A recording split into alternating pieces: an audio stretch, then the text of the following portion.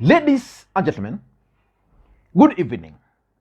Raila Amolo Odinga, who is also the ODM party leader, today for the first time responded to the questions about the absence of Ali Hassan Joho from the political scene since the last general election.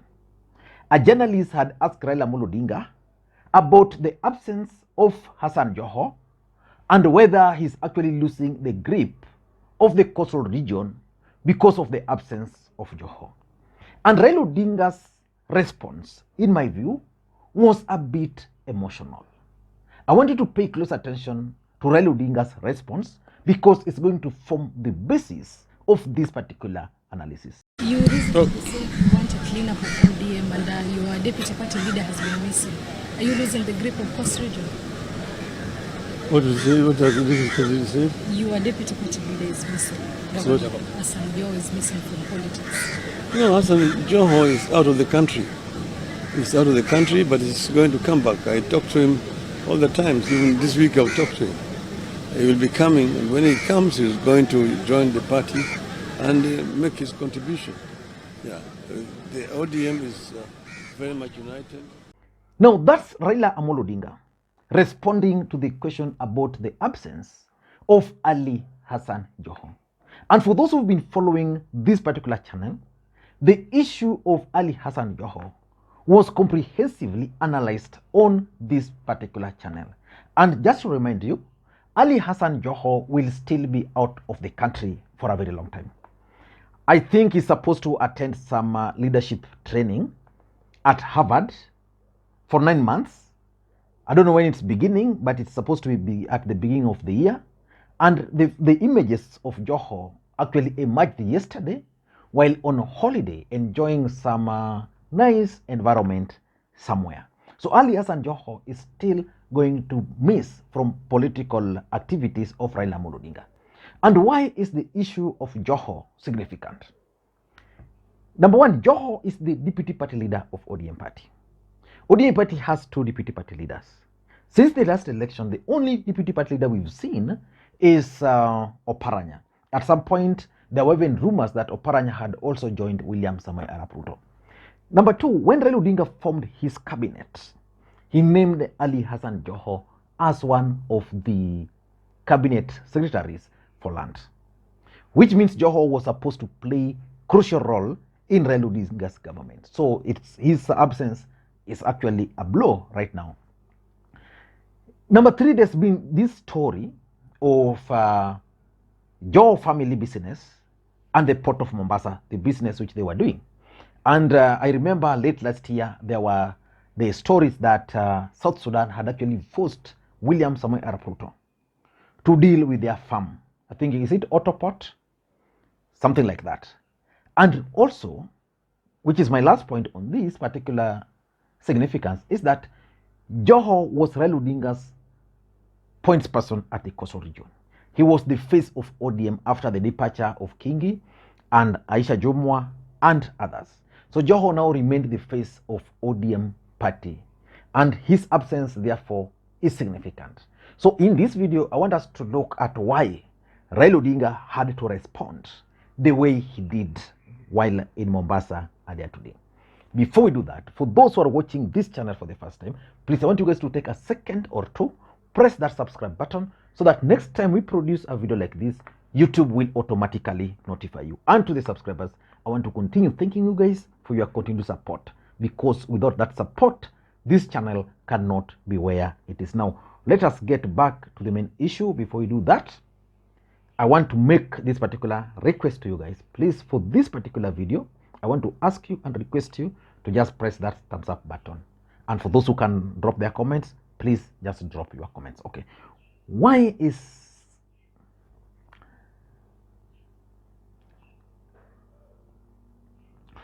you think Raila Odinga had to respond to that particular question in the manner he did? Because the response was too short, but it covered a lot of things and it had a message. And you could also tell from Raila Odinga's body language that he was actually emotional. Number one, Raila Odinga wanted to dispel the rumor about Ali Hassan Joho's defection.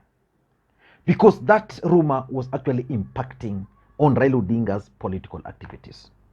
The truth of the matter is that William Ruto is keen on inheriting or in winning the support of the coastal region. Raila Odinga had one man who was defending that, the man Ali Hassan Joho. So when Ruto, against all odds, became the president of the Republic of Kenya, then it means Joho probably had to go back to the drawing board. And one of the drawing boards he went to is to go back to go and stay outside the country for some time and then attend that leadership programs and probably wait for the right time to come back. So once that rumor emerged, there were people who were saying that Raila Odinga is now finished. He no longer controls coast because his points person is no longer there. So Raila Odinga used the occasion to actually confirm to Kenyans that Hassan Joho is out of the country and they are still talking. Number two, I also tend to think that Raila Odinga wanted to respond to the questions about the absence of Joho in his latest political activities. Raila Odinga embarked on a journey of people's consultative meetings. And you know, William Ruto is trying so hard to win the support of Abdul Somad Nasir. And importantly, Joho was one of the most firebrand politicians around Raila Odinga. So when he left the country, when Ruto took over, Joho left the country. From that moment up to now, Joho has not been seen. The last time some rumors came that he had defected, the only thing he did, he posted a video of himself tending to his skuma wiki, I think in his backyard. So his absence in the political circles has been a matter of debate, whether he's living or not. So Raila Odinga had to address that because it was affecting. The people who trusted Joho in ODM were like, if Joho is now not there, Oparanya is showing signs of living, then can even these people's assemblies or were they people's consultative meetings succeed? So he was responding to that question. And number three, Raila Odinga also responded because of Kenya Kwanza propaganda. If there's one thing which the Kenya Kwanza is good at, is propaganda. You see, the whole idea about Hassan Joho dumping ODM, the whole idea of Oparanya dumping ODM actually emerged from Kenya Kwanza. At some point, I even fell for the story that Oparanya had defected to Kenya Kwanza. And I remember someone asking me on this platform to show them any clip where Oparanya had uttered those words, because Kenya Kwanza propagated that Oparanya made those statements somewhere. So Kenya Kwanza is good at propaganda, and some of these propaganda are normally not countered. You know, the good thing with propaganda is that as long as there are certain elements of truth, you see, like the issue of Sudan Port and Ali Hassan Joho's company coming up, and then you time it with the propaganda that Joho is joining Ruto's government, then how can someone deny that? And of course, Joho was missing in action. So Raila Odinga, in my view, was just trying to respond to the idea that Joho has defected, and that was a propaganda by Kenya Kwanza. Number four, I've always maintained on this platform that politics is a perceptual game. The mere fact that that journalist had the guts to ask Raila Odinga about Ali Hassan Joho, something if he wanted to do, he would have asked Ali Hassan Joho himself. If that journalist wanted to know where Joho is, he could have done that. But he chose to ask Raila Odinga that question. Why? Because politics is a perceptual game. It's not really, politics is not really about facts. It's not really about figures. So the journalist knew so well that the fact that Joho is missing in action is something which really is bothering Raila Odinga supporters, and therefore the right guy to ask was Raila Odinga. So Raila Odinga responded because he wanted to deal with that perceptual issue that Joho has left, and therefore, yes, he's also losing the grip of the coastal region. And lastly, I also tend to think that Raila Odinga's response was also informed by the need to rally his supporters around him. that everything is okay. Joho, who is the coastal kingpin, is still there. And I want to ask you this question. What is your personal opinion?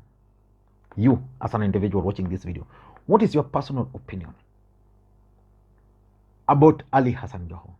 Do you think he can join Kenya Kwanza? Or do you think he will leave politics altogether after Raila Odinga lost? Maybe you could answer that in the comment. And by the way, if you watched this video up to this point, I want you guys to mark your presence. Just say, Lee, nimefika hapa. Thank you guys, and please, may you have a good day. And by the way, Raila Odinga also gave Wafula Chebukati, Cherera, and Sapit new names. The gospel according to Cherera, gospel according to Chebukati, gospel according to Sapit. And Raila Odinga indicated that he's still waiting for one gospel, the gospel from St. John's. And once he gets the gospel from St. John's, then he's going to tell Kenyans what he knows. So let us continue waiting. But I think Raila Odinga is now developing a strategy where he's not giving everything. He's giving some, holding some, and keeping Kenyans in suspense. Thank you guys, and may you have a good day.